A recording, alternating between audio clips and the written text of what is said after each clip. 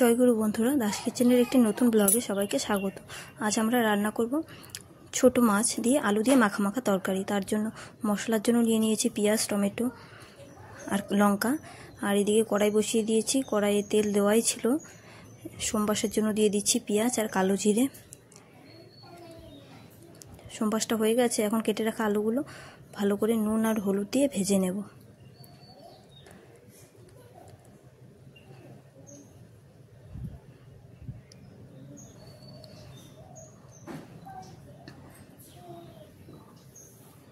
দিয়ে ভাজা হতে থাক, এদিকে আমি কড়াইয়ে মাছগুলো ভেজে নেব।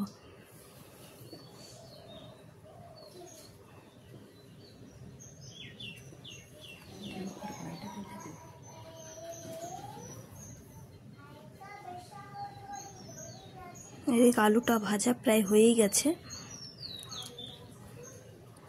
আর এটা কিন্তু লোহার কড়াই। আর আমি মশলা করে নিয়েছি, টমেটো, পেঁয়াজ আর লঙ্কা দেখিয়ে দিয়েছিলাম। এদিকে মাছ ভাজাও প্রায় হয়ে গেছে,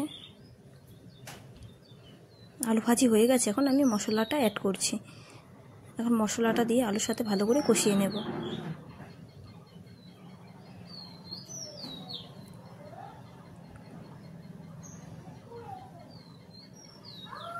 এদিকে আমার মাছ ভাজিও প্রায় হয়ে গেছে, প্রায় না হয়েই গেছে। এখন নামিয়ে নেব। আর এদিকে আমার মশলাও কষে গেছে, আলুর সাথে সুন্দর গন্ধ বেরিয়েছে। এখন ঝোলের জন্য জল দিয়ে দিচ্ছি। এখন ঝোলটা ফুটুক, তারপর মাছ দিয়ে দেব।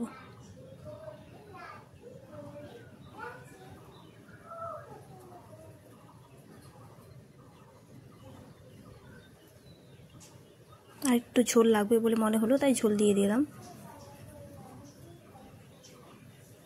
ঝোলটা আমার ফুটে গেছে, এখন ভেজে রাখা মাছগুলো দিয়ে দেব।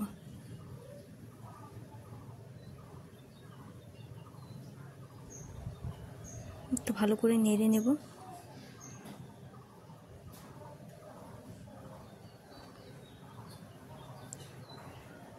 আমার ছোটো মাছ দিয়ে আলু তরকারি রেডি। তোমাদের যদি এই রেসিপিটা ভালো লাগে তাহলে লাইক, কমেন্ট, শেয়ার করে পাশে থেকো। আর সাবস্ক্রাইব করা না থাকলে অবশ্যই সাবস্ক্রাইব করে দিও। জয় গুরু। আজকে এই পর্যন্তই, দেখা হচ্ছে পরবর্তী একটা ব্লগে। টাটা।